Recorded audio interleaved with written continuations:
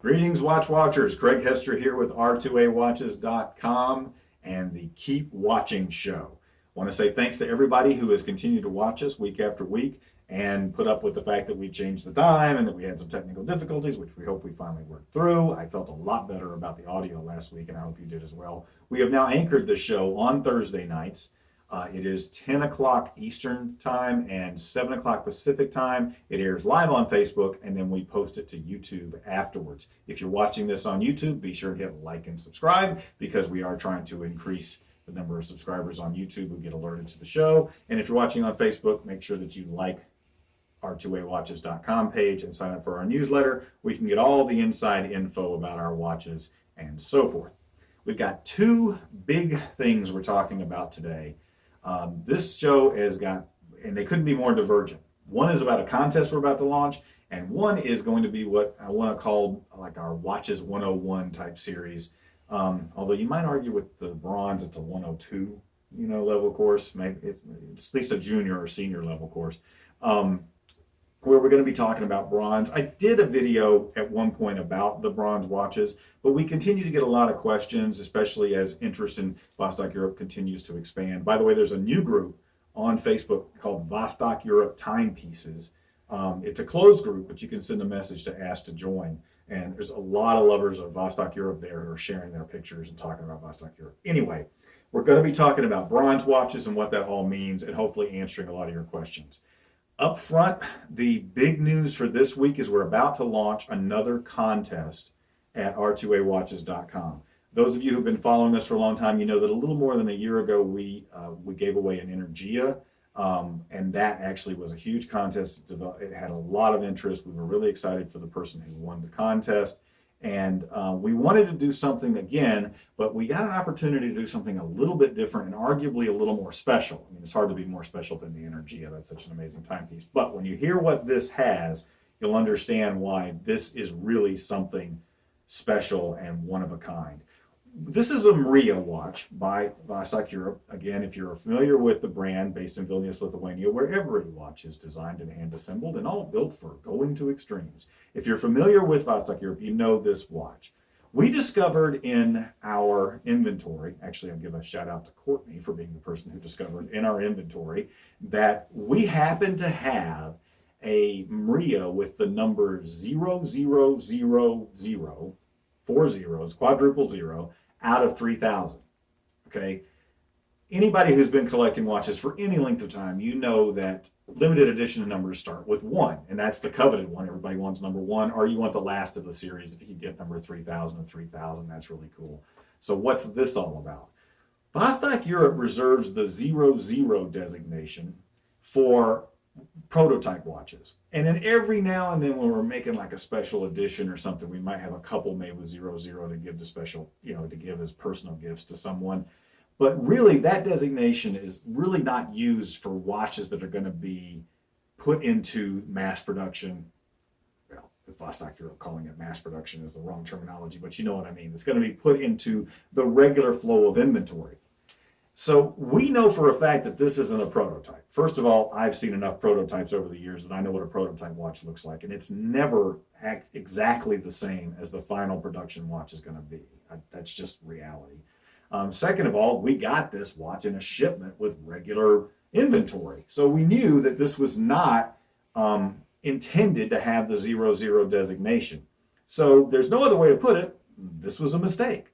Either the wrong case back got put on the watch, or another 000 case back got printed that wasn't supposed to be printed. Who knows? But you get the benefit by entering our contest for this, because it's kind of like the upside down plane on the postage stamp. I mean, I'm not that obviously is worth. I don't know how much money those are worth now, but they went at auction at some point for tons of cash. So, and I don't expect this to get to the upside down postage stamp level of value. Nevertheless, it's the same idea. A mistake was made by a manufacturer, and you get to benefit by having something in your collection that's one of a kind. So you're going to want to follow on R2AWatches.com and on our Facebook page, R2AWatches.com, and we'll announce when the contest is going to launch. And also, we're going to do like we did before, where each person is going to get a little link that is their personal link, and you're going to want to put that on social media, Twitter, Facebook, wherever you send out an email, because anybody you get to sign up through your link, you're going to get that many more entries. I think it'll be like 3 for each one you get to sign up. We haven't figured out all the specific details. I'm not going to spend a lot of time on the watch itself here. I'm just going to quickly run through and tell you this is the Mriya. This is the full lume dial edition. This is the automatic mechanical with the NH35. This is a professional grade dive quality watch. It will come with the 2 straps, so brown leather and a silicone and the changing tool in the dry box. So all the things that you've come to expect from a really great Vostok-Europe watch, you're getting that as well. I mean, this would be a great contest just for this watch. But what really makes this special is it is a truly one of a kind. You will not find this anywhere else on the market. It's just not there. So somebody is going to get the joy of having a 0000 one of 3,000 Vostok-Europe Mriya in their collection by entering this contest. So keep an eye out for that. You know what you got to do. Please sign up. Tell your friends, and I look forward to being able to announce in probably a month and a half or so who won on Facebook and here at Keep Watching. So now we're going to move on to something that a lot of people have continued to ask me about. And they've been asking folks who are associated with us. They want to know more about bronze watches. And what's that all about? Well, in the past few years, bronze has become a very popular alloy to be used in case production for watches. The first brand that we did business with to do bronze was Vostok-Europe, and they have certainly made some amazing bronze watches in the past couple of 3 years. DeltaT, another brand we represent, does bronze, and Zelos, the brand we just started working with, they do bronze as well. So, what is bronze? Well, first of all, bronze is what is called an alloy, and that means that it is made up of 2 or more other substances, usually a metal, but not necessarily. It's going to have a doping agent of some type. The base for all bronze is copper, and in fact, there's a reason that it's referred to as the Bronze Age. Copper was the main metal that was used prior to the Bronze Age. Bronze Age started about 3500 BC.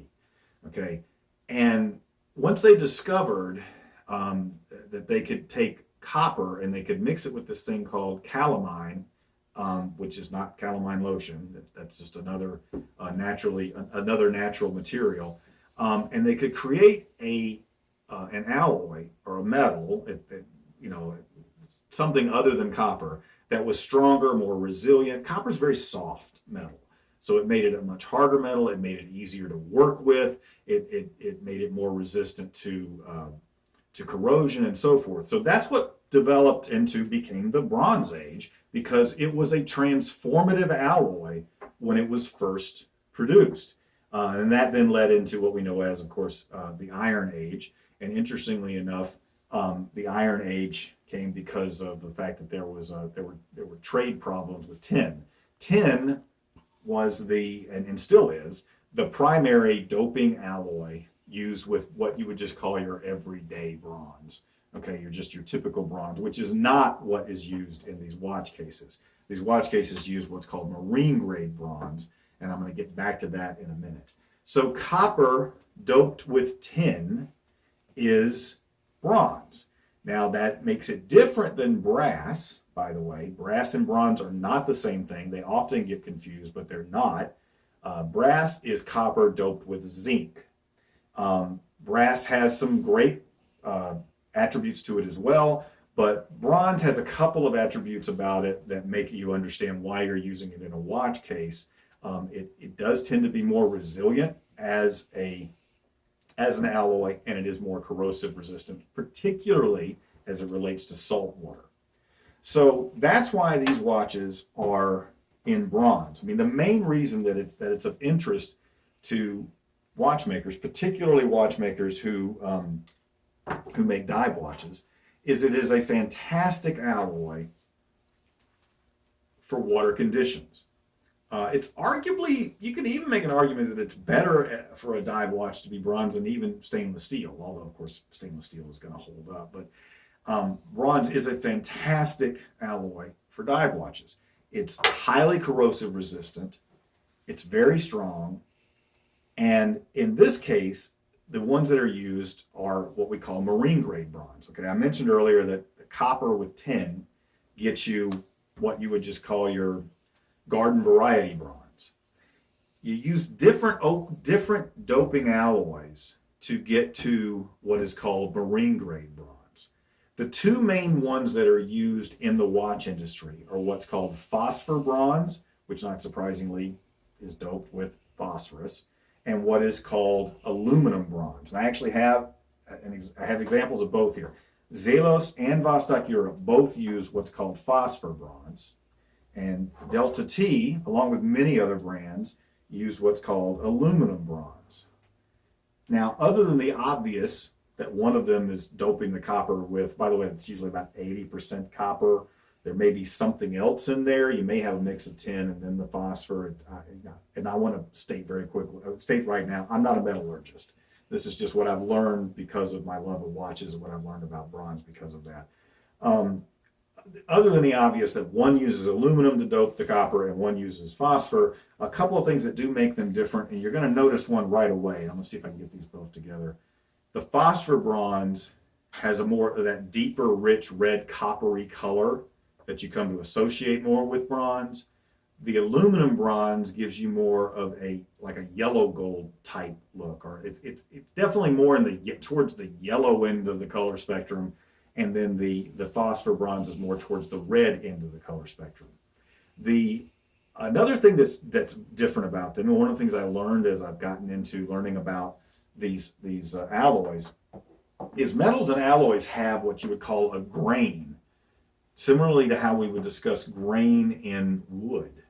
The grain in phosphor bronze is a tight grain, and you can see by looking there at the edge of the case, you can see that it kind of has more of a smooth look. And then I'm going to show you the aluminum. Now, if you look at this, you can see that it's kind of got like a rugged, almost like it's, I can't think of an example, but well, anyway, you can see that there's a wider grain and it has almost a little bit of a rougher texture to it. It's not actually rough to the touch, but it is the grain in there creates that look. So a lot of the difference between, now there are some chemical differences and resiliency differences between aluminum bronze and phosphor bronze. Those usually come into play more if somebody's making a decision to use them in electrical equipment or something else. Truthfully, in terms of what you're getting as far as the quality and what you want to get out of having marine grade bronze, there really isn't a difference between aluminum and phosphor bronze in terms of longevity of the alloy, in terms of resiliency and so forth.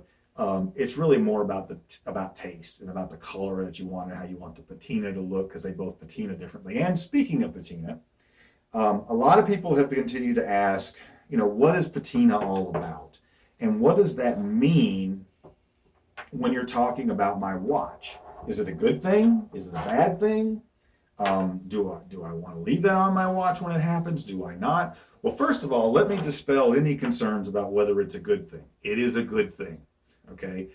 Patina actually can refer to all kinds of things. It can refer to the top of this desk and how this library table is about more than 100 years old. So it actually has a patina from having been polished and so forth over the years. Leather can develop a patina, and metals, particularly copper alloys, develop a patina. That means it's a layer, a thin layer that develops on top of the alloy. It, again, not only is it not a bad thing, not only does it not mean something negative about the alloy, it's a good thing, because that thin layer actually creates a secondary layer of protection for the metal. And it reduces the risk of the bronze becoming more corroded and rusting over time. So it's like putting on an overcoat on the alloy. So you want a patina. Now, there are a number of ways to get a patina. First of all, it's going to happen naturally over time. Okay, you own the watch for several years, no matter what, it's going to start to patina. We've noticed watches that we've had in stock, and they come into stock and, they can be in our stock for maybe a month and a half and they already start to develop some patina. The more the watch is exposed to water or rain or anything like that, the more likely it's going to patina, because patina is caused, it's an oxidation. So sulfur, sulfides, carbonites, oxides, they all then cling to the metal and create the patina. Now, one of the things that Vostok-Europe does, and they're the only brand I know that does this, they do what we've come to call pre-patina. And I actually have heard that terminology is confusing people, because you would think pre-patina means before the patina. But what we mean is that we patina the watch before we actually sell it. Another terminology for that, which is often used when people are doing this to other type things besides watches, would be referred to as distressing. A lot of times, like statuettes and stuff like that people are using as art in their houses, the companies that make them will distress them in advance so that they look like antiques even if they're not. Well, that is what Vostok-Europe is doing. This is a chemical process. They actually coat the watch entirely in a chemical that actually overnight, or over a certain number of hours, it creates an entire patina. I mean, the watch looks like a barnacle that you just pulled off of a boat. And then their chief designer, Costa Merkin, the guy who designs all these watches, he takes tools and he removes parts of the patina until he gets what you're looking at here. And I'm actually going to show you one with the patina and then a new watch that doesn't have the patina. So here you've got the one here. This is what it comes like when you first buy the watch. If it's not patinaed, you're going to have that standard bronze look. This is with the distressing or patina in advance.